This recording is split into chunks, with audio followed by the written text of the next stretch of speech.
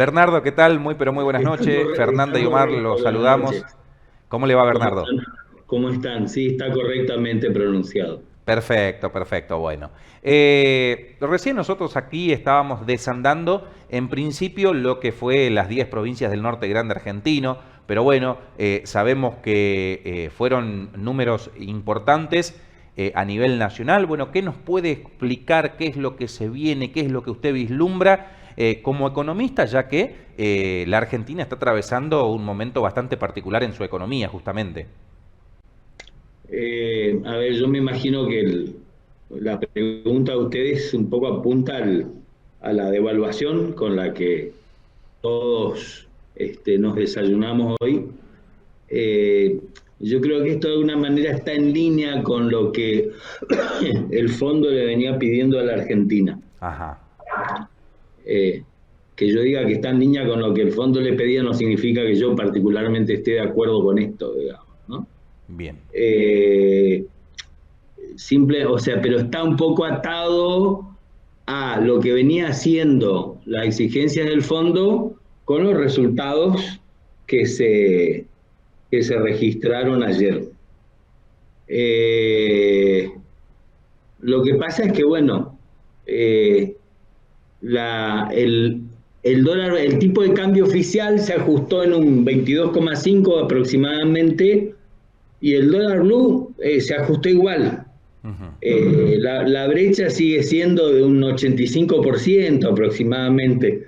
Para esto hay que imaginarse como si fuese que en una línea de largada hay una serie de jugadores en distintas posiciones, pero están todos más o menos en una misma línea imaginaria relativa, y alguien les dice, le señala dos, o sea, esos jugadores son los precios, el tipo de cambio, los salarios, y otro tipo de precios internos, y alguien le dice a uno de ellos, vos adelantate 3 metros. Y lo Ujú. más probable es que los demás van a pretender adelantarse también 3 metros. Eso es lo que sucede cuando hay una devaluación. En general, ¿cuáles son los jugadores que no se pueden adelantar a la misma velocidad? Los salarios, porque tienen que esperar a que se disparen las cláusulas gatillos o que se reabran las paritarias. Convengamos que en este país siempre los que han perdido son los asalariados, aquellas personas que tienen ingresos fijos. Y cuando yo digo asalariado, persona con ingresos fijos, no necesariamente hay que imaginarse el obrero de una fábrica con overol. Ujú. Puede ser también un trabajador de cuello azul, un gerente de un banco. Todo aquel que recibe un sueldo de su empleador, y que no es él el que lo establece directamente, sino que en el mejor de los casos de negociaciones paritarias es un trabajador. ¿Qué va a pasar con el resto justamente de los jugadores de esa línea imaginaria de largada? Es que todos se van a querer correr. Yo particularmente en una de las empresas en la que soy colaborador, donde me encargo en parte de la política de precios, hoy me la pasé prácticamente todo el día haciendo, cargando aumentos preventivos que nos habían anticipado los proveedores. Eso es el mejor de los casos. ¿Por qué no es el mejor de los casos? Porque por lo menos uno sabe qué es lo que le están anunciando. En otros casos directamente las entregas y las tomas de pedido, las ventas están suspendidas. Por eso yo decía al principio, yo particularmente creo que este tipo de medidas no sirven demasiado. Claro. Sí, hay un sector que claramente se va a beneficiar, que son aquellos que están vinculados a la exportación. ¿Por qué beneficiados? Porque van a pasar de recibir envases, más allá de los descuentos, retenciones o no, van a pasar a tener una mejora en el tipo de cambio de unos 50, 55 pesos aproximadamente, lo cual es una mejora de más de un 10% en un fin de semana. Ujú. Y a eso, bueno, hay que agregarle todas estas medidas que venía tomando Massa, que el dólar soja, y que distintos tipos de cambio. En general, uno de los problemas de la Argentina es que hoy por hoy tenemos tantos tipos de cambio que es muy difícil controlar, y obviamente está el principal problema de la brecha cambiaria que existe. Claro. Entonces, cuando la brecha cambiaria se profundiza mucho, a pesar de que el intento de hoy era supuestamente achicar esa brecha, entonces hay precios relativos de la economía que en lugar de guiarse por el tipo de cambio oficial, se guían por el tipo de cambio paralelo. Claro. Y obviamente eso incide y arrastra en todo el resto de la economía. Claro. Bernardo. Sí. Usted recién decía que, bueno, que se provocó o sucedió una devaluación, una disparada del dólar. Tengo varias preguntas para hacerle en este sentido, pero bueno, lógicamente no lo vamos a demorar mucho. Pero hay muchos que dicen que con Milei, por ejemplo, con la política cambiaria que él quiere implementar, esta devaluación va a ser aún más atroz, si se quiere, o va a ser más marcada, para no ponerle connotación a la palabra, ¿no? Va a ser más marcada. ¿Esto usted qué opina? Y en todo caso, de ser así, ¿en qué impactaría negativamente en el país? Muy buena la pregunta. En realidad Milei lo que no quiere, él no quiere devaluar, él quiere dolarizar, que no es lo mismo. Él quiere eliminar la moneda doméstica, es decir, el peso argentino, y reemplazar todo el circulante por dólares estadounidenses. El problema es que si uno quiere hacer eso, uno tiene que fijar una tasa de cambio, es decir, el Banco Central tendría que decirle a cada uno de nosotros, a cada residente argentino, decirle, los pesos que vos tenés en una caja de ahorro, en la mano, en el colchón, no importa dónde, a partir de ahora no van a valer más, pero no te preocupes, yo te voy a dar una cierta cantidad de dólares a cambio de una cierta cantidad de pesos. Y la pregunta es, bueno, ¿cuántos dólares me va a dar por esa cantidad de pesos? Entonces, el Banco Central lo que teóricamente tiene que hacer es agarrar y decir, bueno, a ver, ¿cuál es la masa del circulante? Todos los agregados monetarios, y hacerlo dividido la cantidad de reservas líquidas que el Banco Central puede disponer. Eso implícitamente va a dar una tasa de cambio. Entonces, como el Banco Central tiene muy pocas divisas en sus reservas, la tasa de cambio daría una exorbitancia. Hay economistas que han hecho el cálculo y han llegado a establecer tasa de cambio entre 6.000 y 10.000 pesos por cada dólar. Obviamente ahí nos podemos imaginar quiénes son los que van a perder, digamos, ¿no? No, y quiénes son los que van a ganar. Claro, pero esto puede ser... Eso es lo que iba a aclarar. Sí. Cuando uno establece políticas públicas, y en este caso reemplazar la moneda nacional por una moneda extranjera, es una política pública. Siempre que se establece algún tipo de políticas públicas, hay ganadores y perdedores. No existe eso de que se beneficia a todo el mundo. Con lo cual, si él dice de que esto va a ser bien para la Argentina, es una gran mentira, porque puede ser que el mayor beneficio de esto sea que va a bajar abruptamente la inflación pasado un tiempo, digo, ¿por qué? Porque en realidad los formadores de precios, a sabiendas de que se va a dolarizar, en realidad siguen tomando posiciones en pesos, cosa de quedar mejor parados en materia relativa en lo que hace a sus precios en dólares. Ahora, hay otro tema. En realidad, pretender dolarizar con el nivel de reservas que tiene el Banco Central sería catastrófico.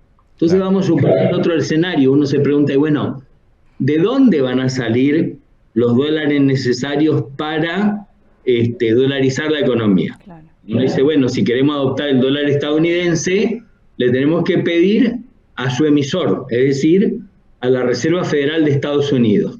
La pregunta que uno se puede hacer es, ¿cuánto sería lo necesario para dolarizar a una tasa necesaria?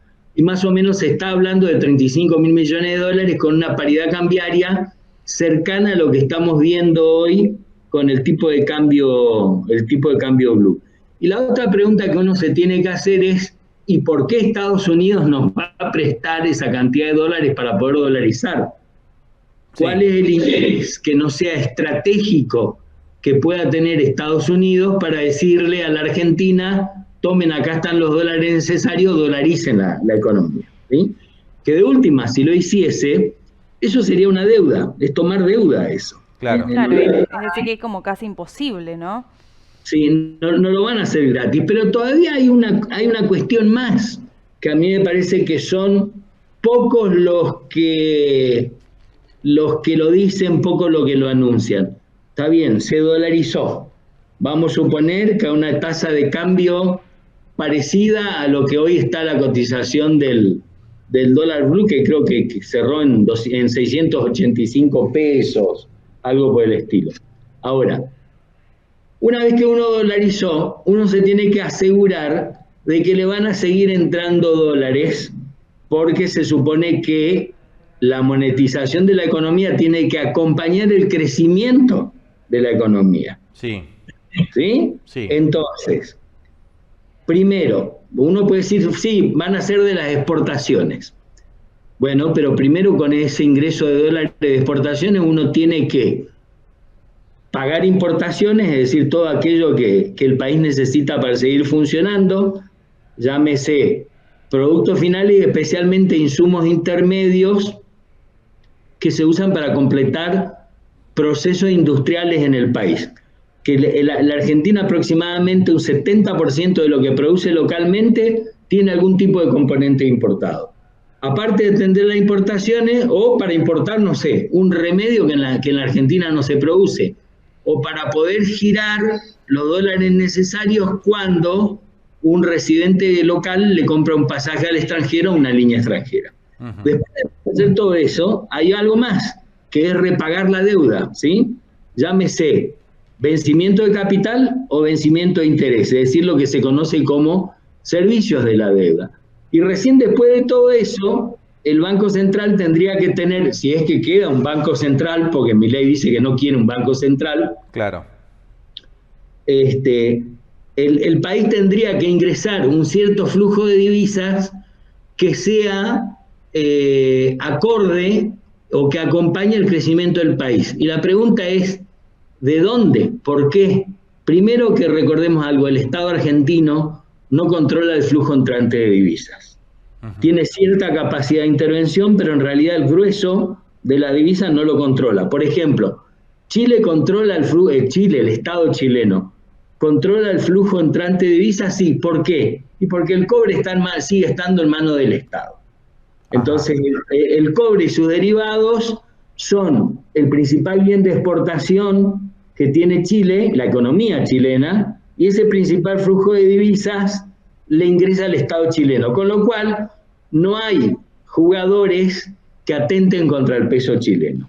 Ecuador, que dolarizó su economía ya hace más de 20 años, creo, ¿tiene asegurado esos dólares entrantes? Sí. ¿Por qué? Por dos razones.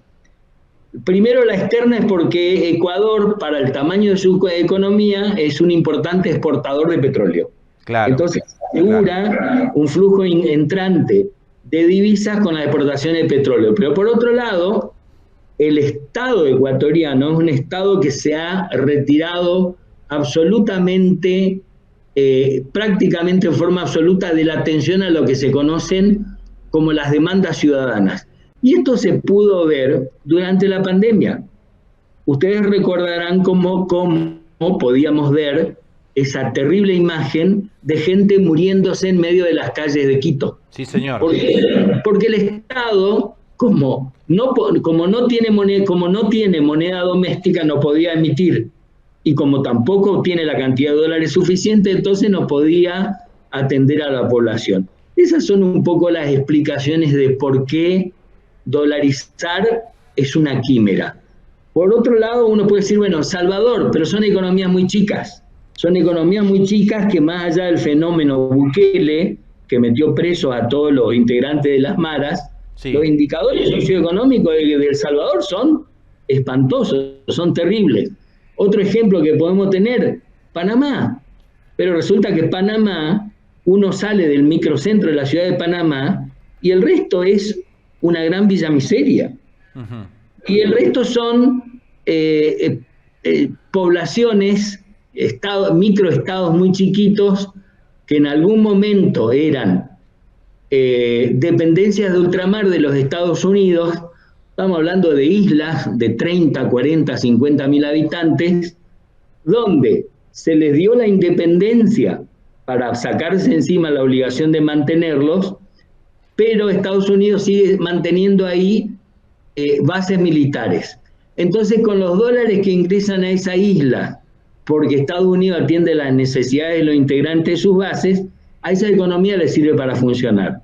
Pero lo concreto es que no hay una experiencia positiva, no existe en realidad, Claro. de que un país del tamaño de la economía de la Argentina haya dolarizado su economía y le haya servido para algo más que contener la inflación.